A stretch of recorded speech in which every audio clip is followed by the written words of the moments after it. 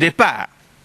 Je dis donc, chers amis, chers compatriotes, en cette période du 7 août 2011, que le temps est venu pour considérer une action radicale qui mènera au départ des Bongos du pouvoir. Voilà pourquoi, dans les temps qui viennent, je ferai des annonces importantes qui m'amèneront prochainement au Gabon, avec 3 objectifs principaux. Le premier objectif sera de donner de la voix aux Gabonais de la diaspora dans le débat politique national, y compris en cette période électorale.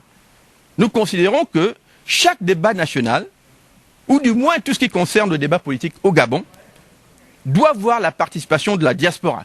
La diaspora a son mot à dire. Nous n'accepterons pas la situation dans laquelle Ali Bongo veut confiner la diaspora gabonaise, c'est-à-dire lui interdire toute voix dans le discours politique national. La deuxième visée serait de réunir les leaders de l'opposition au Gabon et de leur proposer la création d'un Conseil national de la résistance. Parce que je pense que le moment de préparer la résistance et donc la libération du Gabon est arrivé. Nous avons assez discouru, nous avons assez parlé.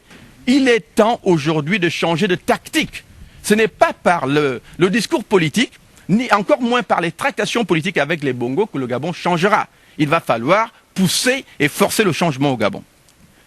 La troisième visée de mon voyage sera de discuter avec le peuple gabonais en vue de tout simplement partager nos opinions et en même temps travailler à cette préparation, à la préparation de cette libération nationale.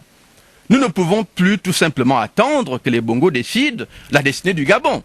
Et nous ne pouvons plus attendre que les Bongos soient les arbitres de la destinée du Gabon.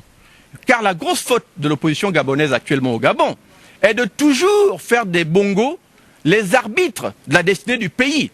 Il est temps de disqualifier Ali Bongo du discours politique national et de mener le peuple gabonais dans la voie qui consiste pour ce peuple à affirmer directement et fortement sa souveraineté et donc sa dignité.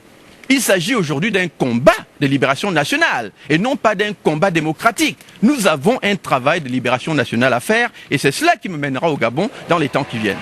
Chers compatriotes, je vous invite donc à tout simplement prendre acte de cette situation et donc à ériger en face des Bongos le mur du refus qui permettra une libération effective et immédiate dans les temps qui viennent.